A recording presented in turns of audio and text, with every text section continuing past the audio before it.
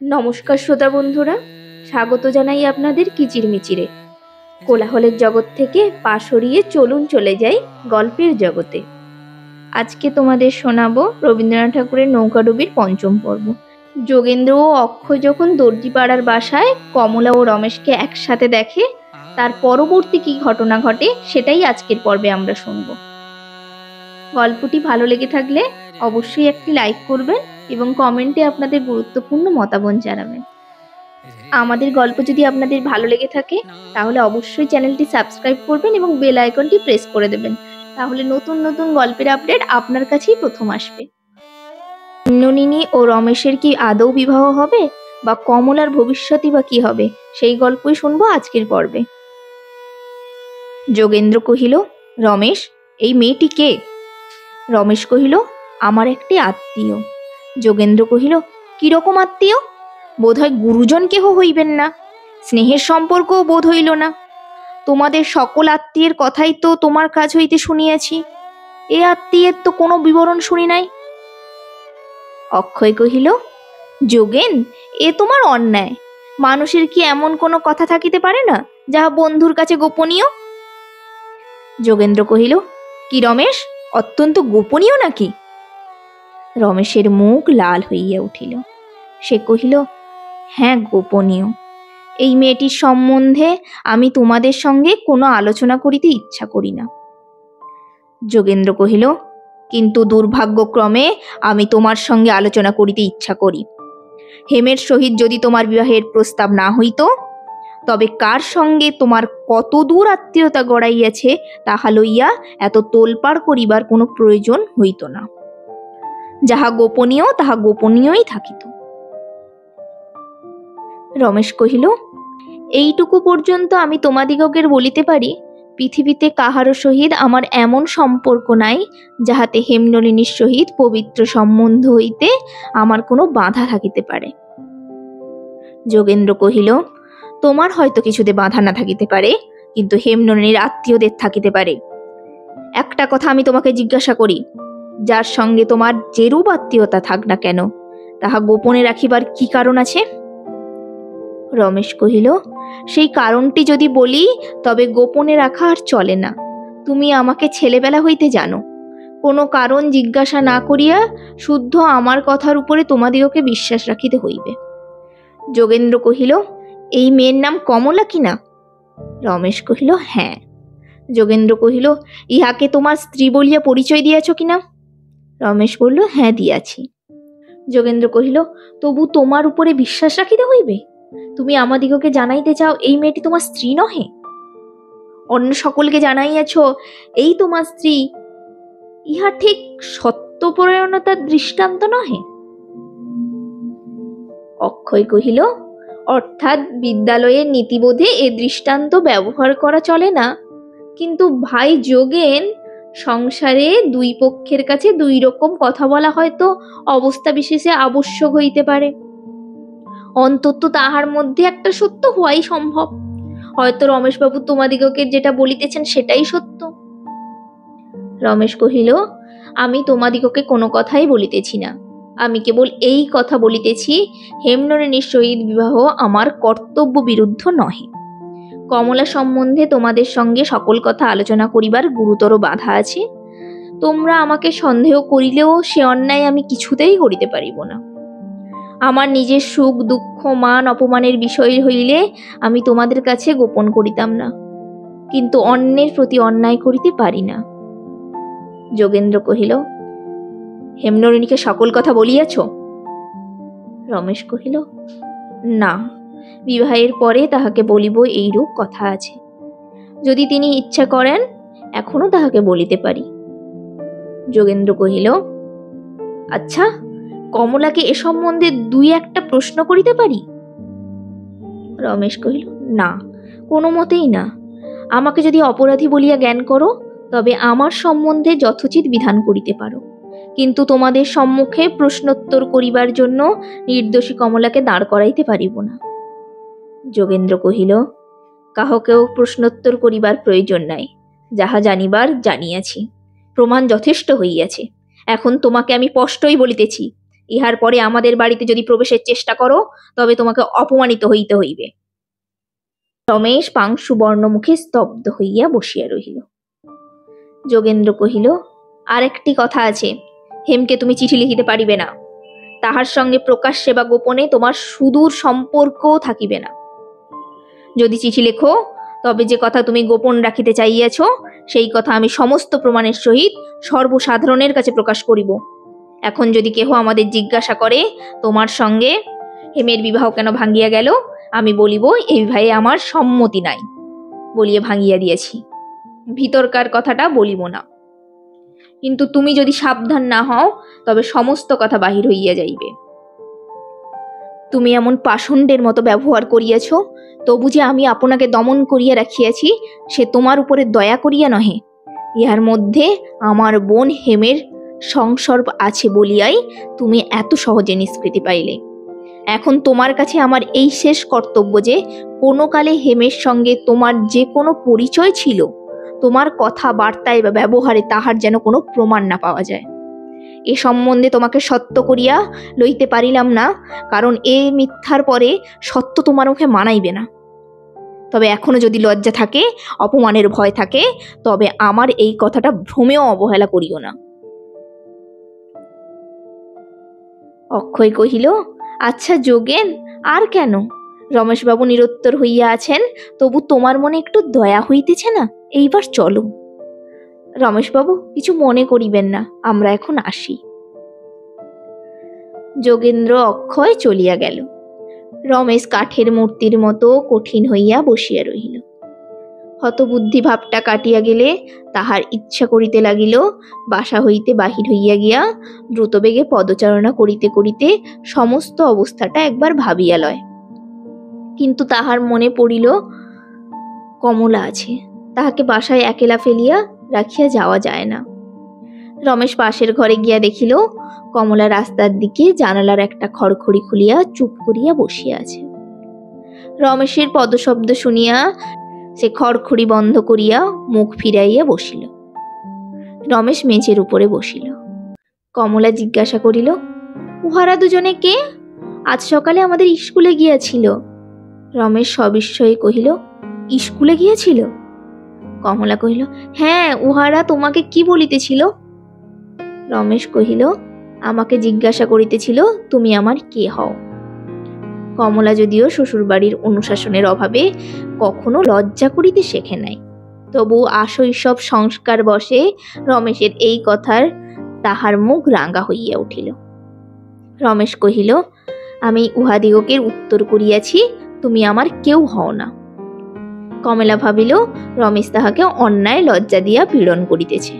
সে মুখ ফিরিয়া তর্জন স্বরে কহিল, যাও। রমেশ ভাবিতে লাগিল কমলার কাছে সকল কথা কেমন করিয়া খুলিয়া বলিব।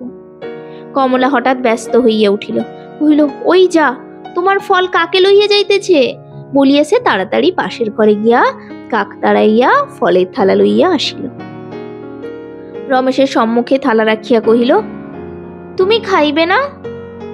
রমেশের আর আহারের উৎসাহ ছিল না, কিন্তু কমলার এই যত্নটুকু তাহার হৃদয় স্পর্শ করিল।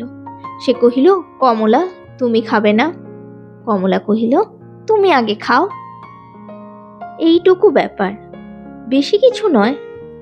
কিন্তু রমেশের বর্তমান অবস্থায় এই হৃদয়ের কোমল আভাসটুকু তাহার বক্ষের ভিতরকার অশ্রু উৎসে গিয়া যেন ঘা দিল।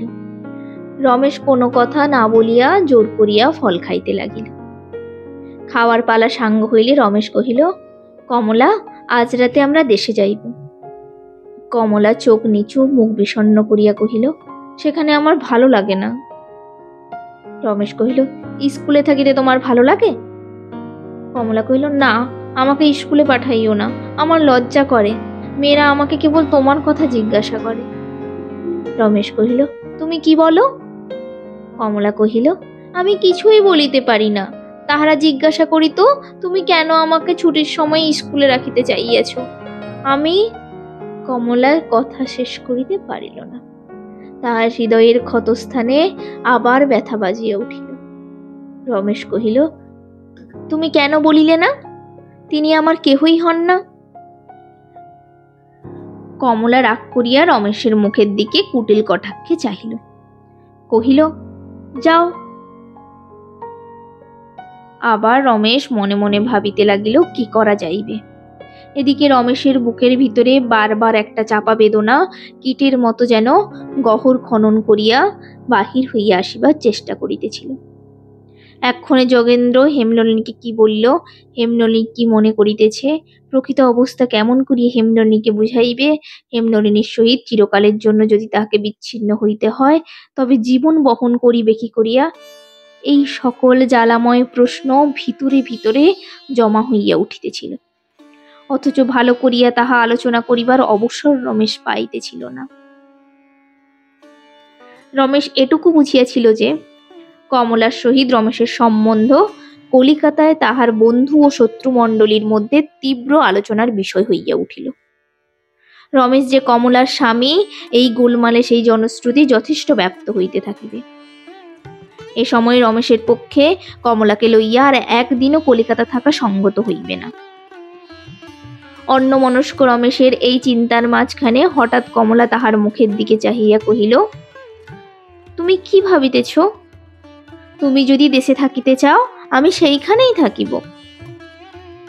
বালিকার মুখে এই আত্মসংযমের কথা শুনিয়া রমেশের বুকে আবার ঘা লাগিল। আবার সে ভাবিল কি করা যাইবে। পুনর্বার সে অন্যমনস্ক হইয়া ভাবিতে ভাবিতে নিরুত্তরে কমলার মুখের দিকে চাহিয়া রহিল। কমলা মুখ গম্ভীর করিয়া জিজ্ঞাসা করিল, আচ্ছা, আমি ছুটির সময় স্কুলে থাকিতে চাই নাই বলিয়া তুমি রাগ করিয়াছ? সত্য করিয়া বলো। রমেশ কহিল, সত্য করিয়াই বলিতেছি, তোমার উপরে রাগ করি নাই, আমি নিজের উপরেই রাগ করিয়াছি। রমেশ ভাবনার জাল হইতে নিজেকে জোর করিয়া ছাড়াইয়া লইয়া কমলার সহিত আলাপ করিতে প্রবৃত্ত হইল। তাহাকে জিজ্ঞাসা করিল, আচ্ছা কমলা, স্কুলে এতদিন কি শিখিলে বলো দেখি। কমলা অত্যন্ত উৎসাহের সহিত নিজের শিক্ষার হিসাব দিতে লাগিল। সম্প্রতি পৃথিবীর গোলাকৃতির কথা তাহার অগোচর নাই জানাইয়া যখন সে রমেশকে চমৎকৃত করিয়া দিবার চেষ্টা করিল, রমেশ গম্ভীর মুখে ভূমণ্ডলের গোলত্বে সন্দেহ প্রকাশ করিল। কহিল, এ কি কখনো সম্ভব হইতে পারে? কমলা চক্ষু বিস্ফারিত করিয়া কহিল, বা আমাদের বইয়ে লেখা আছে, আমরা পড়িয়াছি। রমেশ আশ্চর্য হইয়া কহিল, বলো কি, বইয়ে লেখা আছে? কত বড় বই? এ প্রশ্নে কমলা কিছু কুণ্ঠিত হইয়া কহিল, বেশি বড় বই নয়, কিন্তু ছাপার বই, তাহাতে ছবিও দেওয়া আছে। এত বড় প্রমাণের পর রমেশকে হার মানিতে হইল। তারপরে কমলার শিক্ষার বিবরণ শেষ করিয়া বিদ্যালয়ের ছাত্রী ও শিক্ষকের কথা, সেখানকার দৈনিক কার্যধারা লইয়া বকিয়া যাইতে লাগিল। রমেশ অন্যমনস্ক হইয়া ভাবিতে ভাবিতে মাঝে মাঝে সাড়া দিয়া গেল। কখনো বা কথার শেষ সূত্র ধরিয়া একাত্রা প্রশ্ন করিল। এক সময়ে কমলা বলিয়া উঠিল, তুমি আমার কথা কিছুই শুনিতেছ না বলিয়া সে রাগ করিয়া তখনই উঠিয়া পড়িল। রমেশ ব্যস্ত হইয়া কহিল, না না কমলা, রাগ করিও না, আমি আজ ভালো নাই। ভালো নাই শুনিয়া তখনই কমলা ফিরিয়া আসিয়া কহিল, তোমার অসুখ করিয়াছে? কি হইয়াছে? রমেশ কহিল, ঠিক অসুখ নয়, ও কিছুই নয়, আমার মাঝে মাঝে এমন হইয়া থাকে, আবার এখনই চলিয়া যাইবে। কমলা রমেশকে শিক্ষার সহিত আমোদ দিবার জন্য কহিল, আমার ভূগোল প্রবেশে পৃথিবীর যে ছবি আছে দেখিবে? রমেশ আগ্রহ প্রকাশ করিয়া দেখিতে চাহিল। কমলা তাড়াতাড়ি তাহার বই আনিয়া রমেশের সম্মুখে খুলিয়া ধরিল। কহিল, এই যে দুটো গোল দেখিতেছ, ইহা আসলে একটা। গোল জিনিসের দুটো পিঠ কি কখনো একসাথে দেখা যায়? রমেশ কিঞ্চিত ভাবিবার ভান করিয়া কহিল, চ্যাপ্টা জিনিসেরও দেখা যায় না। কমলা কহিল, সেই জন্য এই ছবিতে পৃথিবীর দুই পিঠ আলাদা করিয়া আঁকিয়াছে। এমন করিয়া সন্ধ্যাটা কাটিয়া গেল। অন্নদাবাবু একান্তভাবে আশা করিতেছিলেন যোগেন্দ্র ভালো খবর লইয়া আসিবে। সমস্ত গোলমাল অতি সহজে পরিষ্কার হইয়া যাইবে। যোগেন্দ্র ও অক্ষয় যখন ঘরে আসিয়া প্রবেশ করিল, অন্নদাবাবু ভীতভাবে তাহাদের মুখের দিকে চাহিলেন। যোগেন্দ্র কহিল, বাবা, তুমি যে রমেশকে এত দূর পর্যন্ত বাড়াবাড়ি করিতে দিবে তাহা কে জানিত? এমন জানিলে আমি তোমাদের সঙ্গে তাহার আলাপ করাইয়া দিতাম না। অন্নদাবাবু কহিলেন, রমেশের সঙ্গে হেমনলিনী বিবাহ তোমার অভিপ্রেত, এ কথা তুমি তো আমাকে অনেকবার বলিয়াছ। বাধা দিবার ইচ্ছে যদি তোমার ছিল তবে আমাকে। যোগেন্দ্র কহিল, অবশ্য একেবারে বাধা দিবার কথা আমার মনে আসে নাই, কিন্তু তাই বলিয়া। অন্নদাবাবু কহিলেন, ওই দেখো, এর মধ্যে তাই বলিয়া কোথায় থাকিতে পারে? হয় অগ্রসর হইতে দিবে, নয় বাধা দিবে, এর মাঝখানে আর কি আছে? যোগেন্দ্র কহিল, তাই বলিয়া একেবারে এতটা দূর অগ্রসর? অক্ষয় হাসিয়া কহিল, কতকগুলি জিনিস আছে যা আপনার ঝুঁকেই অগ্রসর হইয়া পড়ে, তাহাকে আর প্রশ্রয় দিতে হয় না। বাড়িতে বাড়িতে আপনি বাড়াবাড়িতে গিয়া পৌঁছায়। কিন্তু যা হইয়া গেছে তা লইয়া তর্ক করিয়া লাভ কি? এখন যা করা কর্তব্য তাই আলোচনা করো। অন্নদাবাবু ভয়ে ভয়ে জিজ্ঞাসা করিলেন, রমেশের সঙ্গে তোমাদের দেখা হইয়াছে? যোগেন্দ্র কহিল, খুব দেখা হইয়াছে, এত দেখা আশা করি নাই। এমনকি তার স্ত্রীর সঙ্গেও পরিচয় হইয়া গেল। অন্নদাবাবু নির্বাক বিস্ময়ে চাহিয়া রহিলেন। কিছুক্ষণ পরে জিজ্ঞাসা করিলেন, কার স্ত্রীর সঙ্গে পরিচয় হইল? যোগেন্দ্র কহিল, রমেশের স্ত্রী। অন্নদাবাবু কহিলেন, তুমি কি বলিতেছ? আমি কিছুই বুঝিতে পারিতেছি না। কোন রমেশের স্ত্রী? যোগেন্দ্র কহিল, আমাদের রমেশের। 5-6 মাস আগে যখন সে দেশে গিয়াছিল তখন সে বিবাহ করিতেই গিয়াছিল। অন্নদাবাবু কহিলেন, কিন্তু তার পিতার মৃত্যু হইল বলিয়া বিবাহ ঘটিতে পারে নাই? যোগেন্দ্র কহিল, মৃত্যুর পূর্বেই বিবাহ হইয়া গেছে। অন্নদাবাবু স্তব্ধ হইয়া বসিয়া মাথায় হাত বুলাইতে লাগিলেন। কিছুক্ষণ ভাবিয়া বলিলেন, তবে তো আমাদের হেমের সঙ্গে তাহার বিবাহ হইতে পারে না। যোগেন্দ্র কহিল, আমরা তো তাই বলিতেছি।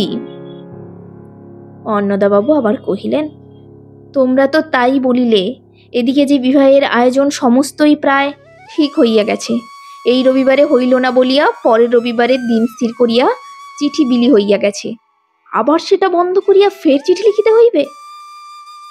যোগেন্দ্র কহিল, একেবারে বন্ধ করিবার দরকার কি? কিছু পরিবর্তন করিয়া কাজ চালাইয়া লওয়া যাইতে পারে।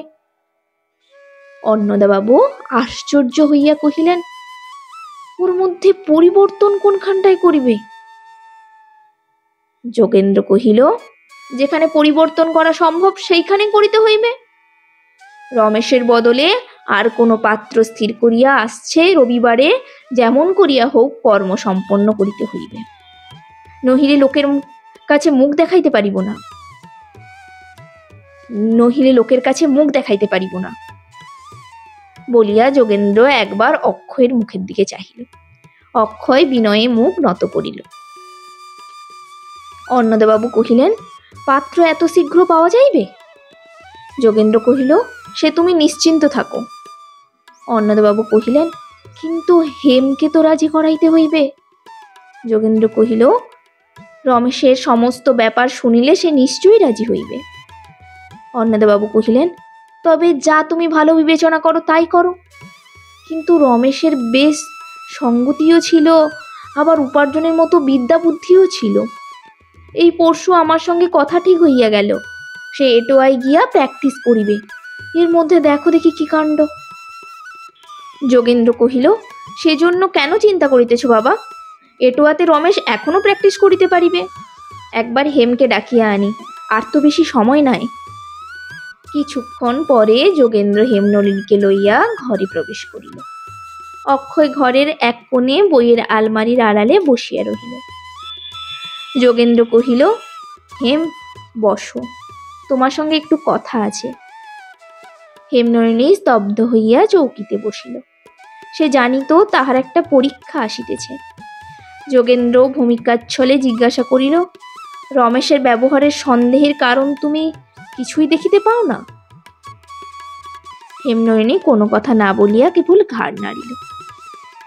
যোগেন্দ্র কহিল, সে যে বিবাহের দিন 1 সপ্তাহ পিছিয়া দিল, তাহার এমন কি কারণ থাকিতে পারে যাহা আমাদের কাছেও বলা চলে না? হেমনলিনী চোখ নিচু করিয়া রহিল। কারণ অবশ্যই কিছু আছে। যোগেন্দ্র কহিল, সে তো ঠিক কথা, কারণ তো আছেই, কিন্তু সে কি সন্দেহজনক না? হেমনলিনী আবার নীরবে ঘাড় নাড়িয়া জানাইল, না। তাহাদের সকলের চেয়ে রমেশের উপরেই এমন অসন্দিগ্ধ বিশ্বাসে যোগেন্দ্র রাগ করিল। সাবধানে ভূমিকা করিয়া কথা পাড়া আর চলিল না। যোগেন্দ্র কঠিনভাবে বলিতে লাগিল, তোমার তো মনে আছে রমেশ মাস 6 আগে তাহার বাপের সঙ্গে দেশে চলিয়া গিয়াছিল। তাহার পরে অনেক দিন তাহার কোনো চিঠিপত্র না পাইয়া আশ্চর্য হইয়া গিয়াছিলাম। ইহাও তুমি জানো যে রমেশ 2 বেলা আমাদের এখানে আসিত। যে বরাবর আমাদের পাশের বাড়িতে বাসা লইয়াছিল, সে কলিকাতায় আসিয়া আমাদের সঙ্গে একবারও দেখা করিল না, অন্য বাসায় গিয়া গা ঢাকা দিয়া রহিল। ইহা সত্ত্বেও তোমরা সকলে পূর্বের মতো বিশ্বাসেই তাহাকে ঘরে ডাকিয়া আনিলে। আমি থাকিলে এমন কি কখনো ঘটিতে পারিত? হেমনলিনী চুপ করিয়া রহিল। যোগেন্দ্র কহিল, রমেশের এইরূপ ব্যবহারের কোনো অর্থ তোমরা খুঁজিয়া পাইয়াছ? এ সম্বন্ধে একটা প্রশ্ন কি তোমাদের মনে উদয় হয় নাই? রমেশের পরে এত গভীর বিশ্বাস? হেমনলিনী নিরুত্তর। যোগেন্দ্র কহিল, আচ্ছা বেশ কথা, তোমরা সরল স্বভাব, কাহাকে সন্দেহ করো না। আশা করি আমার উপরেও তোমার কতকটা বিশ্বাস আছে। আমি নিজে স্কুলে গিয়া খবর লইয়াছি, রমেশ তাহার স্ত্রী কমলাকে সেখানে ব্রোডার রাখিয়া পড়াইতেছিল। ছুটির সময়ও তাহাকে সেখানে রাখিবার বন্দোবস্ত করিয়াছিল। হঠাৎ 2-3 দিন হইল স্কুলের কর্ত্রীর নিকট হইতে রমেশ চিঠি পাইয়াছে যে ছুটির সময় কমলাকে স্কুলে রাখা হইবে না। আজ তাহাদের ছুটি ফুরাইয়াছে। কমলাকে স্কুলের গাড়ি দর্জিপাড়ার তাহাদের সাবেক বাসায় পৌঁছাইয়া দিয়াছে। সেই বাসায় আমি নিজে গিয়াছি। গিয়া দেখিলাম কমলা বটিতে আপেলের খোসা ছাড়াইয়া কাটিয়া দিতেছে। রমেশ তাহার সম্মুখে মাটিতে বসিয়া 1-1 টুকরা লইয়া মুখে পড়িতেছে। রমেশকে জিজ্ঞাসা করিলাম, ব্যাপারখানা কি? রমেশ বলিল, সে এখন আমাদের কাছে কিছুই বলিবে না। যদি রমেশ একটা কথাও বলিত যে কমলা তাহার স্ত্রী নয়, তাহলেও না হয় এই কথাটুকুর উপরে নির্ভর করিয়া কোনো মতে সন্দেহকে শান্ত করিয়া রাখিবার চেষ্টা করা যাইত। কিন্তু সে হ্যাঁ না কিছুই বলিতে চায় না। এখন ইহার পরেও কি রমেশের উপর বিশ্বাস রাখিতে চাও? প্রশ্নের উত্তরের অপেক্ষায় যোগেন্দ্র হেমনলিনীর মুখের প্রতি নিরীক্ষণ করিয়া দেখিল তাহার মুখ অস্বাভাবিক বিবর্ণ হইয়া গেছে, এবং তাহার যতটা জোর আছে 2 হাতে চৌকির হাতা চাপিয়া ধরিবার চেষ্টা করিতেছে। মুহূর্তকাল পরেই সম্মুখের দিকে ঝুঁকিয়া পড়িয়া মূর্ছিত হইয়া চৌকি হইতেছে নিচে পড়িয়া গেল। অন্নদাবাবু ব্যাকুল হইয়া পড়িলেন। তিনি ভুলুণ্ঠিতা হেমনলিনীর মাথা 2 হাতে বুকের কাছে তুলিয়া লইয়া কহিলেন, মা, কি হইল মা? মা, কি হইল মা? ওদের কথা তুমি কিছুই বিশ্বাস করিও না, সব মিথ্যা। যোগেন্দ্র তাহার পিতাকে সরাইয়া তাড়াতাড়ি হেমনলিনীকে একটি সোফার উপর তুলিল। নিকটে কুজায় জল ছিল, সেই জল লইয়া তাহার মুখে চোখে বারংবার ছিটাইয়া দিল। অক্ষয় একখানা হাত পাখা লইয়া তাহাকে বেগে বাতাস করিতে লাগিল। হেমনলিনী অনতিকাল পরে চোখ খুলিয়া চমকাইয়া উঠিল। অন্নদাবাবুর দিকে চাহিয়া চিৎকার করিয়া কহিল, বাবা, বাবা, অক্ষয়বাবুকে এখান হইতে সরিয়ে যাইতে বলো। অক্ষয় পাখা রাখিয়া ঘরের বাহিরে দরজার আড়ালে গিয়া দাঁড়াইল। অন্নদাবাবু সোফার উপরে হেমনলিনীর পাশে বসিয়া তাহার মুখে গায়ে হাত বুলাইতে লাগিলেন এবং গভীর দীর্ঘ নিঃশ্বাস ফেলিয়া কেবল একবার বলিলেন, মা। দেখিতে দেখিতে হেমনলিনীর 2 চক্ষু দিয়া জল ঝরিয়া পড়িতে লাগিল। তাহার বুক ফুলিয়া ফুলিয়া উঠিল। পিতার জানুর উপর বুক চাপিয়া ধরিয়া তাহার অসহ্য রোদনের বেগ সংবরণ করিতে চেষ্টা করিল। অন্নদাবাবু অশ্রুরুদ্ধ কণ্ঠে বলিতে লাগিলেন, মা, তুমি নিশ্চিন্ত থাকো মা, রমেশকে আমি খুব জানি, সে কখনো অবিশ্বাসী নয়, যোগেন নিশ্চয়ই ভুল করিয়াছে। যোগেন্দ্র আর থাকিতে পারিল না, কহিল, বাবা, মিথ্যা আশ্বাস দিও না, এখনকার মতো কষ্ট বাঁচাইতে গিয়া উহাকে দ্বিগুণ কষ্টে ফেলা হইবে। বাবা, হেমকে এখন কিছুক্ষণ ভাবিবার সময় দাও। হেমনলিনী তখনই পিতার জানু ছাড়িয়া উঠিয়া বসিল এবং যোগেন্দ্রের মুখের দিকে চাহিয়া কহিল, আমার যাহা ভাবিবার সব ভাবিয়াছি, আমার যাহা ভাবিবার সব ভাবিয়াছি, যতক্ষণ তাহার নিজের মুখ হইতে না শুনিব ততক্ষণ আমি কোনো মতে বিশ্বাস করিব না, ইহা নিশ্চয় জানিও। এই কথা বলিয়া সে উঠিয়া পড়িল। অন্নদাবাবু ব্যস্ত হইয়া তাহাকে ধরিলেন, কহিলেন, পড়িয়া যাইবে। হেমনলিনী অন্নদাবাবুর হাত ধরিয়া তাহার শোয়ার ঘরে গেল। বিছানায় শুইয়া কহিল, বাবা, আমাকে একটুখানি একলা রাখিয়া যাও, আমি ঘুমাইব। অন্নদাবাবু কহিলেন, হরির মাকে ডাকিয়া দিব, বাতাস করিবে? হেমনলিনী কহিল, বাতাসের দরকার নাই বাবা। অন্নদাবাবু পাশের ঘরে গিয়া বসিলেন। এই কন্যাটিকে 6 মাসের শিশু অবস্থায় রাখিয়া ইহার মা মারা যায়, সেই হেমের মার কথা তিনি ভাবিতে লাগিলেন। সেই সেবা, সেই ধৈর্য, সেই চিরপ্রসন্নতা মনে পড়িল। সেই গৃহলক্ষ্মীরই প্রতিমার মতো যে মেয়েটি এতদিন ধরিয়া তাহার কোলের উপর বাড়িয়া উঠিয়াছে, তাহার অনিষ্ট আশঙ্কায় তাহার হৃদয় ব্যাকুল হইয়া উঠিল।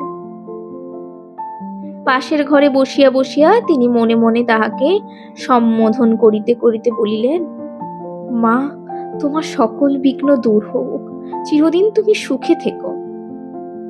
তোমাকে দুঃখী দেখিয়া, সুস্থ দেখিয়া, যাহাকে ভালোবাসো তাহার ঘরের মধ্যে লক্ষ্মীর মতো প্রতিষ্ঠা দেখিয়া আমি যেন তোমার মার কাছে যাইতে পারি।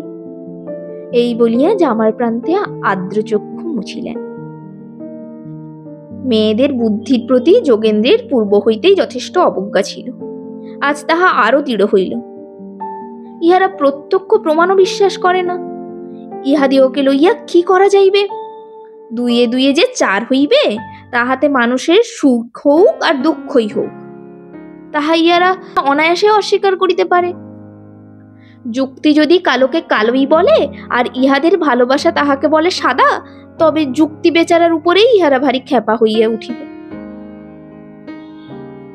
ইহাদিওকে লইয়া যে কি করিয়া সংসার চলে, তাহা যোগেন্দ্র কিছুতেই ভাবিয়া পাইল না। যোগেন্দ্র ডাকিল, অক্ষয়। অক্ষয় ধীরে ধীরে ঘরে প্রবেশ করিল। যোগেন্দ্র কহিল, সব তো শুনিয়াছ, এখন ইহার উপায় কি? অক্ষয় কহিল, আমাকে এসব কথার মধ্যে কেন মিছিমিছি টানো ভাই? আমি এতদিন কোনো কথাই বলি নাই, তুমি আসিয়াই আমাকে এই মুশকিলে ফেলিয়াছ। যোগেন্দ্র কহিল, আচ্ছা, সেসব নালিশের কথা পরে হইবে, এখন হেমনলিনীর কাছে রমেশকে নিজের মুখে সকল কথা কবুল না করাইলে উপায় আর দেখি না। অক্ষয় কহিল, পাগল হইয়াছ, মানুষ নিজের মুখে। যোগেন্দ্র কহিল, কিংবা যদি একটা চিঠি লেখে, তাহা হইলেও আরো ভালো হয়, তোমাকে এইবার লইতে হইবে, কিন্তু আর দেরি করা চলিবে না। অক্ষয় কহিল, দেখি কতদূর কি করিতে পারি। রাত্রি 9টার সময় রমেশ কমলাকে লইয়া শিয়ালদাহ স্টেশনে যাত্রা করিল। যাইবার সময় একটু ঘুরপথ দিয়া গেল। গাড়োয়ানকে অনাবশ্যক গোটা কত গলি ঘুরাইয়া লইল। পলুটোলায় একটা বাড়ির কাছে আসিয়া আগ্রহ সহকারে মুখ বাড়াইয়া দেখিল। পরিচিত বাড়ির তো কোনো পরিবর্তন হয় নাই। রমেশ এমন একটা দীর্ঘ নিঃশ্বাস ফেলিল যে নিদ্রাবিষ্ট কমলা চকিত হইয়া উঠিল। জিজ্ঞাসা করিল, তোমার কি হইয়াছে? রমেশ উত্তর করিল, কিছুই না। আর কিছুই বলিল না। গাড়ি অন্ধকারে চুপ করিয়া বসিয়া রহিল। দেখিতে দেখিতে গাড়ির কোণে মাথা রাখিয়া কমলা আবার ঘুমাইয়া পড়িল। ক্ষণকালের জন্য কমলার অস্তিত্বকে রমেশ যেন অসহ্য বোধ করিল। গাড়ি যথাসময়ে স্টেশনে পৌঁছিল। একটি সেকেন্ড ক্লাস গাড়ি পূর্ব হইতেই রিজার্ভ করা ছিল। রমেশ ও কমলা তাহাতে উঠিল। একদিকের বেঞ্চিতে কমলার জন্য বিছানা পাতিয়া গাড়ির বাতির নিচে পর্দা টানিয়া অন্ধকার করিয়া দিয়া রমেশ কমলাকে কহিল, অনেকক্ষণ তোমার শোবার সময় হইয়া গেছে, এইখানে তুমি ঘুমাও। কমলা কহিল, গাড়ি ছাড়িলে আমি ঘুমাইব, ততক্ষণ আমি এই জানালার ধারে বসিয়া একটু দেখিব। রমেশ রাজি হইল।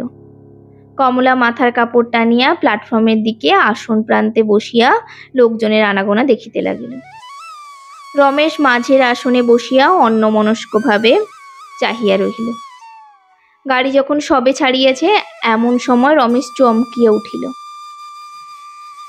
হঠাৎ মনে হইল তাহার একজন চেনা লোক গাড়ি অভিমুখে ছুটিয়াছে। পরক্ষণেই কমলা খিলখিল করিয়া হাসিয়া উঠিল। রমেশ জানালা হইতে মুখ বাড়াইয়া দেখিল, রেলওয়ে কর্মচারীর বাধা কাটাইয়া একজন লোক কোন ক্রমে চলন্ত গাড়িতে উঠিয়াছে এবং টানাটানিতে তাহার চাদর কর্মচারীর হাতেই রইয়া গেছে। চাদর লইবার জন্য সে ব্যক্তি যখন জানালা হইতে ঝুঁকিয়া পড়িয়া হাত বাড়াইল, তখন রমেশ স্পষ্ট চিনিতে পারিল সে আর কেহ নয়, অক্ষয়। এই চাদর কাড়াকাড়ির দৃশ্যে অনেকক্ষণ পর্যন্ত কমলার হাসি থামিতে চাহিল না। রমেশ কহিল, 10:30 বাজিয়া গেছে, গাড়ি ছাড়িয়েছে, এইবার তুমি ঘুমাও। বালিকা বিছানায় শুইয়া যতক্ষণ না ঘুম আসিল মাঝে মাঝে খিলখিল করিয়া হাসিয়া উঠিল। কিন্তু এই ব্যাপারে রমেশের বিশেষ কৌতুকবোধ হইল না। রমেশ জানিত কোনো পল্লীগ্রামের সহিত রমেশের কোনো সম্বন্ধ ছিল না। সে পুরুষানুক্রমে কলকাতাবাসী। আজ রাতে এমন ঊর্ধ্বশ্বাসে সে কলকাতা ছাড়িয়া কোথায় যাইতেছে। রমেশ নিশ্চয়ই বুঝিল অক্ষয় তাহারই অনুসরণে চলিয়াছে। অক্ষয় যদি তাহাদের গ্রামে গিয়া অনুসন্ধান আরম্ভ করে এবং সেখানে রমেশের সপক্ষ বিপক্ষ মণ্ডলীর মধ্যে এই কথা লইয়া একটা ঘাঁটাঘাঁটি হইতে থাকে, তবে সমস্ত ব্যাপারটা কিরূপ জঘন্য হইয়া উঠিবে, তাহাই কল্পনা করিয়া রমেশের হৃদয় অশান্ত হইয়া উঠিল। তাহাদের পাড়ায় কে কি বলিবে, কিরূপে ঘট চলিবে, তাহা রমেশ যেন প্রত্যক্ষবৎ দেখিতে লাগিল। কলিকাতার মতো শহরে সকল অবস্থাতেই অন্তরাল খুঁজিয়া পাওয়া যায়, কিন্তু ক্ষুদ্র পল্লীর গভীরতা কম বলিয়ায় অল্প আঘাতে তাহার আন্দোলনের ঢেউ উত্তাল হইয়া ওঠে। এই কথা যতই চিন্তা করিতে লাগিল রমেশের মন ততই সংকুচিত হইতে লাগিল। ব্যারাকপুরে যখন গাড়ি থামিল, রমেশ মুখ বাড়াইয়া দেখিতে লাগিল অক্ষয় নামিল কিনা। নৈহাটিতে অনেক লোক উঠানামা করিতে লাগিল, তাহার মধ্যে অক্ষয়কে দেখা গেল না। একবার বৃথা আশায় বগুলা স্টেশনেও রমেশ ব্যগ্র হইয়া মুখ বাড়াইল। অবরোহীদের মধ্যে অক্ষয়ের চিহ্ন নাই। তাহার পরে আর কোনো স্টেশনে অক্ষয়ে নামিবার কোনো সম্ভাবনা সে কল্পনা করিতে পারিল না। অনেক রাতে শ্রান্ত হইয়া রমেশ ঘুমাইয়া পড়িল। পরদিন প্রাতে গোয়ালন্দে গাড়ি পৌঁছিলে রমেশ দেখিল অক্ষয় তাহার মুখে চাদর জড়াইয়া একটা হাত ব্যাগ লইয়া তাড়াতাড়ি স্টিমারের দিকে ছুটিয়া চলিয়াছে। যে স্টিমারে রমেশের উঠিবার কথা সে স্টিমার ছাড়িবার এখনো বিলম্ব আছে, কিন্তু অন্য ঘাটে আর একটা স্টিমার গমনাম্মক অবস্থায় ঘন ঘন বাঁশি বাজাইতেছে। রমেশ জিজ্ঞাসা করিল, এ স্টিমার কোথায় যাইবে? উত্তর পাইল, পশ্চিমে। কতদূর পর্যন্ত যাইবে? জল না কমিলে কাশী পর্যন্ত যায়।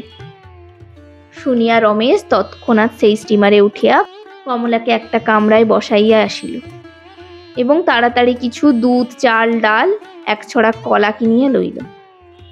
এদিকে অক্ষয় অন্য স্টিমারে সকল আরোহীর আগে উঠিয়া মুড়িসুড়ি দিয়া এমন এক জায়গায় দাঁড়াইয়া রহিল যেখান হইতে অন্যান্য যাত্রীদের গতিবিধি পর্যবেক্ষণ করা যায়। যাত্রীগণের বিশেষ তাড়া ছিল না, যাহা ছাড়িবার দেরি আছে তাহারা এই অবকাশে মুখ হাত ধুইয়া স্নান করিয়া কেহ কেহ বা তীরে রাঁধা বাড়া করিয়া খাইতে লাগিল। কেহ কেহ বা তীরে রাঁধা বাড়া করিয়া খাইয়া লইতে লাগিল। অক্ষয়ের কাছে গোয়ালন্দ পরিচিত নহে। সে মনে করিল কোথায় হোটেল বা কিছু আছে, সেইখানে রমেশ কমলাকে খাওয়াইয়া লইতেছে। অবশেষে স্টিমারে বাঁশি দিতে লাগিল। তখনও রমেশের দেখা নাই। কম্পমান তক্তার উপর দিয়া যাত্রীর দল জাহাজে উঠিতে আরম্ভ করিল। ঘন ঘন বাঁশির ফুৎকারে লোকের তাড়া ক্রমেই বাড়িয়া উঠিতে লাগিল, কিন্তু আগত আগন্তুকদের মধ্যে রমেশের কোনো চিহ্ন নাই। যখন আরোহীর সংখ্যা শেষ হইয়া আসিল, তক্তা টানিয়া লইল এবং সাঙ্গের নগর তুলিবার হুকুম করিল, তখন অক্ষয় ব্যস্ত হইয়া কহিল, আমি নামিয়া যাইব। কিন্তু খালাসিরা তাহার কথায় কর্ণপাত করিল না। ডাঙা দূরে ছিল না। অক্ষয় স্টিমার হইতে লাফ দিয়া পড়িল। তীরে উঠিয়া রমেশের কোনো খবর পাওয়া গেল না। অল্পক্ষণ হইল গোয়ালন্দ হইতে সকালবেলাকার প্যাসেঞ্জার ট্রেন কলিকাতা অভিমুখে চলিয়া গেছে। গাড়িতে উঠিবার সময়কার টানাটানিতে নিশ্চয়ই সে রমেশের দৃষ্টিপথে পড়িয়াছে। রমেশ তাহার কোনো বিরুদ্ধ অভিসন্ধি অনুমান করিয়া দেশে না গিয়া আবার সকালের গাড়িতেই কলিকাতা ফিরিয়া গেছে। কলিকাতায় যদি কোনো লোক লুকাইবার চেষ্টা করে, তবে তো তাহাকে বাহির করা কঠিন হইবে। অক্ষয় সমস্ত দিন গোয়ালন্দে ছটপট করিয়া কাটাইয়া সন্ধ্যার ডাক গাড়িতে উঠিয়া পড়িল। পরদিন ভোরে কলকাতা পৌঁছিয়া প্রথমে এসে রমেশের দর্জিপাড়ার বাসায় আসিয়া দেখিল তাহার দ্বার বন্ধ। খবর লইয়া জানিল সেখানে কেহই আসে নাই। কলুটোলায় আসিয়া দেখিল রমেশের বাসা শূন্য। অন্নদাবাবুর বাসায় আসিয়া যোগেন্দ্রকে কহিল, পালাইয়াছে, ধরিতে পারিলাম না। অক্ষয় তার ভ্রমণ বৃত্তান্ত বিব্রত করিয়া বলিল। অক্ষয়কে দেখিতে পাইয়া রমেশ কমলাকে শুদ্ধ লইয়া পলাইয়াছে, এই খবরে রমেশের বিরুদ্ধে যোগেন্দ্রের সমস্ত সন্দেহ নিশ্চিন্ত বিশ্বাসে পরিণত হইল। যোগেন্দ্র কহিল, কিন্তু অক্ষয়, এ সমস্ত যুক্তি কোনো কাজেই লাগিবে না। শুধু হেমনলিনী কেন, বাবা শুদ্ধ ওই এক বুলি ধরিয়াছেন। তিনি বলেন রমেশের নিজের মুখে শেষ কথা না শুনিয়া তিনি রমেশকে অবিশ্বাস করিতে পারিবেন না। এমনকি রমেশ আজও আসিয়া যদি বলে আমি এখন কিছুই বলিব না, তবু নিশ্চয় বাবা তাহার সঙ্গে হেমের বিবাহ দিতে কুণ্ঠিত হন না। ইহাদের লইয়া আমি এমনই মুশকিলে পড়িয়াছি, বাবা হেমনলিনীর কিছুমাত্র কষ্ট সহ্য করিতে পারেন না। হেম যদি আজ আবদার করিয়া বসে রমেশের অন্য স্ত্রী থাক, আমি তাহাকেই বিবাহ করিব, তবে বাবা বোধ হয় তাহাতেই রাজি হন। যেমন করিয়া হোক, যত শীঘ্র হোক রমেশকে দিয়া কবুল করাইতে হইবে। তোমার হতাশ হইলে চলিবে না। আমি এ কাজে লাগিতে পারিতাম, কিন্তু কোনো প্রকার ফন্দি আমার মাথায় আসে না। আমি হয়তো রমেশের সঙ্গে একটা মারামারি বাঁধাইয়া দিব। এখনো বুঝি তোমার মুখ ধোয়া চা খাওয়া হয় নাই?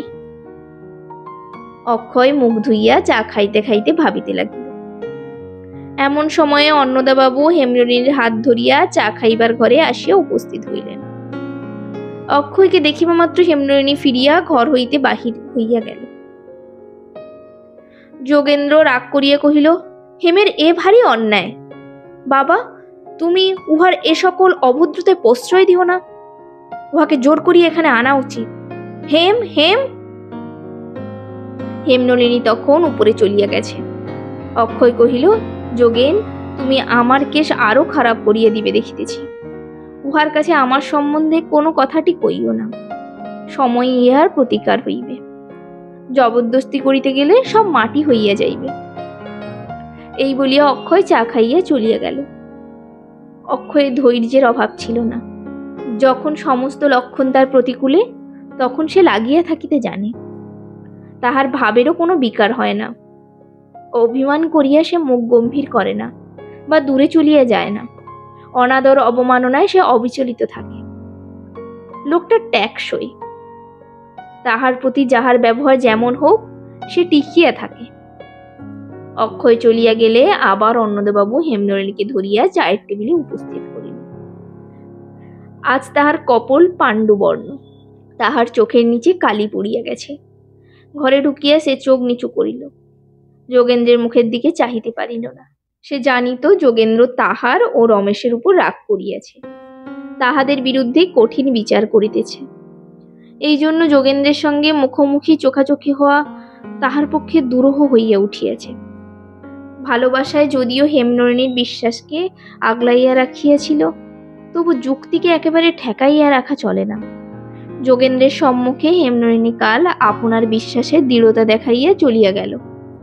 কিন্তু রাতের অন্ধকারে শয়নঘরের মধ্যে একলা সেই বল সম্পূর্ণ থাকে না। বস্তুতই প্রথম হইতেই রমেশের ব্যবহারের কোনো অর্থ পাওয়া যায় না।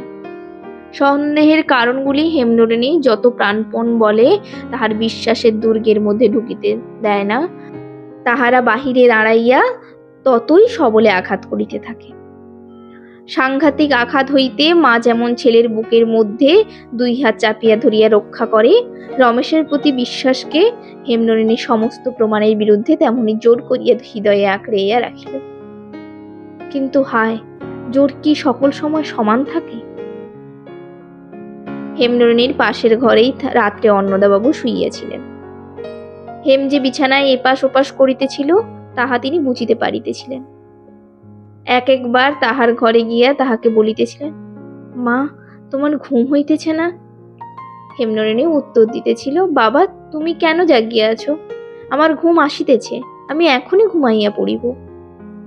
পরের দিন ভোরে উঠিয়া হেমনলিনী ছাদের উপর বেড়াইতেছিল। রমেশের বাসার একটি দরজা জানালাও খোলা নাই। সূর্যক্রমে পূর্ব দিকের সৌধ শিখর মালার উপরে উঠিয়া পড়িল। হেমনলিনীর কাছে আজিকার এই নতুন অভ্যুদিত দিনটি একটি শুষ্ক শূন্য, একটি আশাহীন আনন্দহীন ঠেকিল। সে সেই ছাদের এক কোণে বসিয়া পড়িয়া 2 হাতে মুখ ঢাকিয়া কাঁদিয়া উঠিল। আজ সমস্ত দিন কেহই আসিবে না, চায়ের সময় কাহাকেও আশা করিবার নাই, পাশের বাড়িতে কেহ একজন আছে এই কল্পনা করিবার সুখটুকু পর্যন্ত ঘুচিয়া গেছে। হেম হেম। হেমনলিনী তাড়াতাড়ি উঠিয়া চোখ মুছিয়া ফিরিয়া সাড়া দিল। কি বাবা? অন্নদাবাবু ছাদে উঠিয়া আসিয়া হেমনলিনীর পিঠে হাত বুলাইয়া কহিলেন, আমার আজ উঠিতে দেরি হইয়া গেছে। অন্নদাবাবু উৎকণ্ঠায় রাতে ঘুমাইতে পারেন নাই। ভোরের দিকে ঘুমাইয়া পড়িয়াছিলেন। আলো চোখে লাগিতেই উঠিয়া পড়িয়া তাড়াতাড়ি মুখ ধুইয়া হেমনলিনীর খবর লইতে গেলেন। দেখিলেন ঘরে কেহ নাই। সকালে তাহাকে একেলা বেড়াইতে দেখিয়া তাহার বুকের মধ্যে আঘাত লাগল। কহিলেন, চলো মা, চা খাইবে চলো। চায়ের টেবিলে যোগেন্দ্রের সম্মুখে বসিয়া চা খাইবার ইচ্ছা হেমনলিনীর ছিল না, কিন্তু সে জানিত কোনরূপ নিয়মের অন্যথা তাহার বাপকে পীড়া দেয়। তাছাড়া প্রত্যহ সে নিজের হাতে তাহার বাপের পেয়ালায় চা ঢালিয়া দেয়। এই সেবাটুকু হইতে সে নিজেকে বঞ্চিত করিতে চাহিল না। নিচে গিয়া ঘরে পৌঁছিবার পূর্বে যখন সে বাহির হইতে শুনিল যোগেন্দ্র কাহার সঙ্গে কথা কহিতেছে, তখন তাহার বুক কাঁপিয়া উঠিল। হঠাৎ মনে হইল বুঝি রমেশ আসিয়াছে। এত সকালে আর কে আসিবে? কম্পিত পদে ঘরে ঢুকিয়া যেই দেখিল অক্ষয়, অমনি সে আর কিছুতেই আত্মসংবরণ করিতে পারিল না, তৎক্ষণাৎ ছুটিয়া বাহির হইয়া আসিল। দ্বিতীয়বার অন্নদাবাবু যখন তাহাকে ঘরের মধ্যে লইয়া আসিলেন, তখন সে তাহার পিতার চৌকির পাশে ঘেঁষিয়া দাঁড়াইয়া নতমুখে তাহার চা প্রস্তুত করিয়া লইতে লাগিল। যোগেন্দ্র হেমনলিনীর ব্যবহারে অত্যন্ত বিরক্ত হইয়াছিল। হেম যে রমেশের জন্য এমন করিয়া শোক অনুভব করিবে, ইহা তাহার অসহ্য বোধ হইতেছিল। তাহার পরে যখন দেখিল অন্নদাবাবু তাহার এই শোকের সঙ্গী হইয়াছেন এবং সেও যেন সংসারে আর সকলের নিকট হইতে অন্নদাবাবুর স্নেহ ছায়ায় আপনাকে রক্ষা করিতে চেষ্টা করিতেছে, তখন তাহার অধৈর্য আরো বাড়িয়া উঠিল। আমরা যেন সবাই অন্যায়কারী, আমরা যে স্নেহের খাতিরে কর্তব্য পালনের চেষ্টা করিতেছি, আমরাই যে যথার্থভাবে উহার মঙ্গল সাধনে প্রবৃত্ত, তাহার জন্য লেশমাত্র কৃতজ্ঞতা দূরে থাক মনে মনে আমাদের দোষী করিতেছে। বাবার তো কোনো বিষয়ে কাণ্ডজ্ঞান নাই। এখন সান্ত্বনা দিবার সময় নহে, এখন আঘাত দিবারই সময়। তাহা না করিয়া তিনি ক্রমাগতই অপ্রিয় সত্যকে উহার নিকট হইতে দূরে খেদাইয়া রাখিতেছেন। যোগেন্দ্র অন্নদাবাবুকে সম্বোধন করিয়া কহিল, জানো বাবা কি হইয়াছে? অন্নদাবাবু ত্রস্ত হইয়া কহিলেন, না, কি হইয়াছে? যোগেন্দ্র কহিল, রমেশ কাল তার স্ত্রীকে লইয়া গোয়ালন্দ মেলে দেশে যাইতেছিল। অক্ষয়কে সেই গাড়িতে উঠিতে দেখিয়া দেশে না গিয়া আবার সে কলকাতা পলাইয়া আসিয়াছে। হেমনলিনীর হাত কাঁপিয়া উঠিল। চা ঢালিতে চা পড়িয়া গেল। সে চৌকিতে বসিয়া পড়িল। যোগেন্দ্র তাহার মুখের দিকে একবার কটাক্ষপাত করিয়া বলিতে লাগিল, পালাইবার কি দরকার ছিল? আমি তো কিছুই বুঝিতে পারি না। অক্ষয়ের কাছে তো পূর্বেই সমস্ত প্রকাশ হইয়া গিয়াছিল। একে তো তাহার পূর্বের ব্যবহারে যথেষ্ট হেয়, তাহার পরে এই ভীরুতা, এই চোরের মতো ক্রমাগত পলাইয়া বেড়ানো আমার কাছে অত্যন্ত জঘন্য মনে হয়। জানি না হেম কি মনে করে, কিন্তু এইরূপ পলায়নেই তাহার অপরাধের যথেষ্ট প্রমাণ হইতেছে। হেমনলিনী কাঁপিতে কাঁপিতে চৌকি ছাড়িয়া উঠিয়া দাঁড়াইল, কহিল, দাদা, আমি প্রমাণের কোনো অপেক্ষা রাখি না। তোমরা তাহার বিচার করিতে চাও করো, আমি তাহার বিচারক নই। যোগেন্দ্র কহিল, তোমার সঙ্গে যাহার বিবাহের সম্বন্ধ হইতেছে সে কি আমাদের নিঃসম্পর্ক? বিবাহের কথা কে বলিতেছে? তোমরা ভাঙিয়া দিতে চাও, ভাঙিয়া দাও, সে তোমাদের ইচ্ছা, কিন্তু আমার মন ভাঙাইবার জন্য মিথ্যা চেষ্টা করিতেছ। বলিতে বলিতে হেমনলিনী সর্বদ্ধ হইয়া কাঁদিয়া উঠিল। অন্নদাবাবু তাড়াতাড়ি উঠিয়া তাহার অশ্রুসিক্ত মুখ বুকে চাপিয়ে ধরিয়া কহিলেন, চলো হেম, আমরা উপরে যাই। স্টিমার ছাড়িয়া দিল। প্রথম দ্বিতীয় শ্রেণীর কামরায় কেহই ছিল না। রমেশ একটি কামরা বাছিয়া লইয়া বিছানা পাতিয়া দিল। সকালবেলা দুধ খাইয়া সেই কামরার দরজা খুলিয়া কমলা নদী ও নদী তীর দেখিতে লাগিল। রমেশ কহিল, জানো কমলা, আমরা কোথায় যাইতেছি? কমলা কহিল, দেশে যাইতেছি। রমেশ কহিল, দেশ তো তোমার ভালো লাগে না, আমরা দেশে যাইব না। কমলা কহিল, আমার জন্য তুমি দেশে যাওয়া বন্ধ করিয়াছ? রমেশ কহিল, হ্যাঁ, তোমারই জন্যে। কমলা মুখ ভার করিয়া কহিল, কেন তা করিলে? আমি একদিন কথায় কথায় কি বলিয়াছিলাম সেটা বুঝি এমন করিয়া মনে লইতে আছে? তুমি কিন্তু ভারী অল্পতেই রাগ করো। রমেশ হাসিয়া কহিল, আমি কিছুমাত্র রাগ করি নাই, দেশে যাইবার ইচ্ছা আমারও নাই। কমলা তখন উৎসুক হইয়া জিজ্ঞাসা করিল, তবে আমরা কোথায় যাইতেছি? রমেশ কহিল, পশ্চিমে। পশ্চিমে শুনিয়া কমলার চক্ষু বিস্ফারিত হইয়া উঠিল। পশ্চিম? যে লোক চিরদিন ঘরের মধ্যে কাটিয়াছে, এক পশ্চিম বলিতে তাহার কাছে কতখানি বোঝায়। পশ্চিমে তীর্থ, পশ্চিমে স্বাস্থ্য, পশ্চিমে নবনব দেশ, নবনব দৃশ্য, কত রাজা ও কত সম্রাটের পুরাতন কীর্তি, কত কারুখচিত দেবালয়, কত প্রাচীন কাহিনী, কত বীরত্বের ইতিহাস। কমলা পুলকিত হইয়া জিজ্ঞাসা করিল, পশ্চিমে আমরা কোথায় যাইতেছি? রমেশ কহিল, কিছুই ঠিক নাই। মুঙ্গের, পাটনা, দানাপুর, বক্সার, গাজীপুর, কাশী, যেখানে হোক এক জায়গায় গিয়া উঠা যাইবে। এই সকল কতক জানা ও না জানার শহরের নাম শুনিয়া কমলা কল্পনাবৃত্তি আরো উত্তেজিত হইয়া উঠিল। সে হাততালি দিয়া কহিল, ভারী মজা হইবে। রমেশ কহিল, মজা তো পরে হইবে, কিন্তু এই কদিন খাওয়া দাওয়ার কি করা যাইবে? তুমি খালাসিদের হাতে রান্না খাইতে পারিবে? কমলা ঘৃণায় মুখ বিকৃত করিয়া কহিল, ম্যা গো, সে আমি পারিব না। রমেশ কহিল, তাহা হইলে কি উপায় করিবে? কমলা কহিল, কেন, আমি নিজে রাঁধিয়া লইব। রমেশ কহিল, তুমি রাঁধিতে পারো? কমলা হাসিয়া উঠিয়া কহিল, তুমি আমাকে যে কি ভাবো জানি না, রাঁধিতে পারি না তো কি? আমি কি কচি খুঁকি? মামার বাড়িতে আমি তো বরাবর রাঁধিয়া আসিয়াছি। রমেশ তৎক্ষণাৎ অনুতাপ প্রকাশ করিয়া কহিল, তাই তো, আমাকে এই প্রশ্নটা করা ঠিক সঙ্গত হয় নাই। তাহা হইলে এখন হইতে রাঁধিবার জোগাড় করা যাক, কি বলো? এই বলিয়া রমেশ চলিয়া গেল এবং সন্ধান করিয়া এক লোহার উনুন সংগ্রহ করিল। শুধু তাই নয়, কাশী পৌঁছাইয়া দিবার খরচ ও বেতনের প্রলোভনে উমেশ বলিয়া এক কায়স্থ বালককে জল তোলা, বাসন মাজা প্রভৃতি কাজের জন্য নিযুক্ত করিল। রমেশ কহিল, কমলা, আজ কি রান্না হইবে? কমলা কহিল, তোমার তো ভারী জোগাড় আছে, এক ডাল আর চাল, আজ খিচুড়ি হইবে। রমেশ খালাসিদের নিকট হইতে কমলার নির্দেশ মতো মশলা সংগ্রহ করিয়া আনিল। রমেশের অনভিজ্ঞতায় কমলা হাসিয়া উঠিল, কহিল, শুধু মশলা লইয়া কি করিব? শিলনোড়া নইলে বাটিব কি করিয়া? তুমি তো বেশ। বালিকার এই অবজ্ঞা বহন করিয়া রমেশ শিলনোড়ার সন্ধানে ছুটিল। শিলনোড়া না পাইয়া খালাসিদের কাজ হইতে এক লোহার হামানদিস্তা ধার করিয়া আনিল।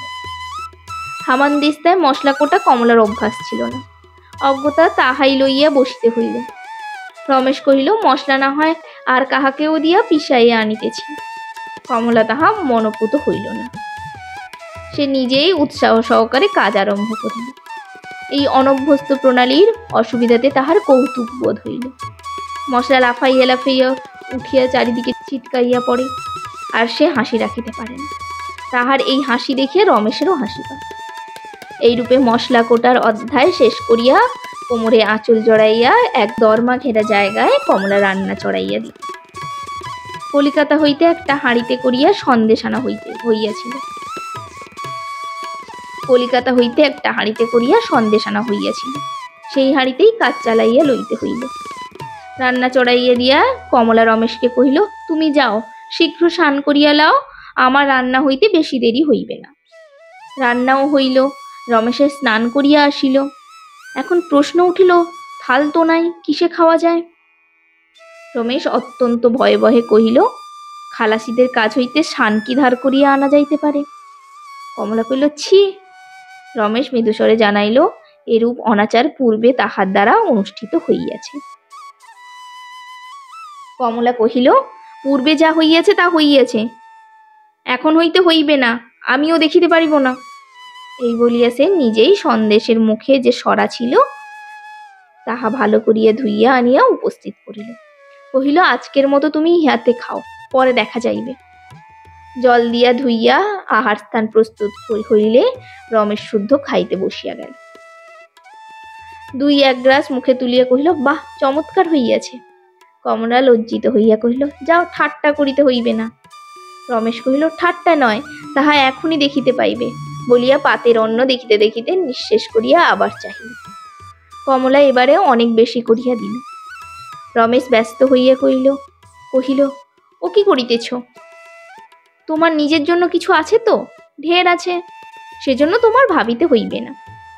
রমেশ দীপ্তিপূর্ব আহারে কমলা ভারী খুশি হইল। রমেশ কহিল, তুমি কিসে খাইবে? কমলা কহিল, কেন, ওই সরাতেই হইবে। রমেশ অস্থির হইয়া উঠিল, কহিল, না, সে হইতে পারে না। কমলা আশ্চর্য হইয়া কহিল, কেন হইবে না কেন? রমেশ কহিল, না না, সে কি হয়? কমলা কহিল, খুব হইবে, আমি সব ঠিক করিয়া লইতেছি। উমেশ, তুই কিসে খাইবি? উমেশ কহিল, মা ঠাকুরন নিচে ময়রার খাবার বেচিতেছে, তাহার কাজ হইতে শালপাতা চাহিয়া আনিয়াছি। রমেশ কহিল, তুমি যদি ওই সরাতেই খাইবে তো আমাকে দাও, আমি ভালো করিয়া ধুইয়া আনিতেছি। কমলা কেবল সংক্ষেপে কহিল, পাগল হইয়াছ? ক্ষণকাল পরে সে বলিয়া উঠিল, কিন্তু পান তৈরি করিতে পারি নাই, তুমি আমাকে পান আনাইয়া দাও নাই। রমেশ কহিল, নিচে পানওয়ালা পান বেচিতেছে। এমনি করিয়া অতি সহজেই ঘরকন্যা শুরু হইল। রমেশের মনে মনে উদ্বিগ্ন হইয়া উঠিল। সে ভাবিতে লাগিল, দাম্পত্যের ভাবকে কেমন করিয়া ঠেকাইয়া রাখা যায়।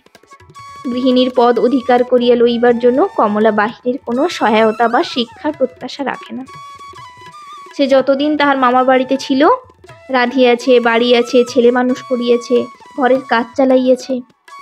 তাহার নৈপুণ্য, তৎপরতা ও কর্মের আনন্দ দেখিয়া রমেশের ভারী সুন্দর লাগিল। কিন্তু সেই সঙ্গে এ কথাও সে ভাবিতে লাগিল, ভবিষ্যতে ইহাকে লইয়া কিভাবে চলা যাইবে, ইহাকে কেমন করিয়া কাছে রাখিব, অথচ দূরে রাখিয়া দিব। দুইজনের মাঝখানে গণ্ডির রেখাটা কোনখানে টানা উচিত? উভয়ের মাঝে যদি হেমনলিনী থাকিত, তাহা হইলে সমস্তই সুন্দর হইয়া উঠিত। কিন্তু সে আশা যদি ত্যাগ করিতে হয়, তবে একলা কমলাকে লইয়া সমস্ত সমস্যার মীমাংসা যে কি করিয়া হইতে পারে, তাহা ভাবিয়া পাওয়া কঠিন। রমেশ স্থির করিল, আসল কথাটা কমলাকে খুলিয়া বলাই উচিত, ইহার পর আর চাপিয়া রাখা চলে না। রমেশ কি সত্যিই কমলাকে সব কথা জানাতে পারবে? সেই গল্প শুনবো পরবর্তী পর্বে। আজকের গল্প পাঠে ছিলাম আমি প্রতিভা। আমার পাঠ আপনাদের কেমন লাগছে অবশ্যই আপনাদের গুরুত্বপূর্ণ মতামত আমার কমেন্ট বক্সে জানাবেন। আপনাদের মতামত আমার ভুল সংশোধনের ক্ষেত্রে অনেকটাই সাহায্য করবে। তাহলে দেখা হচ্ছে আবার পরবর্তী পর্বে।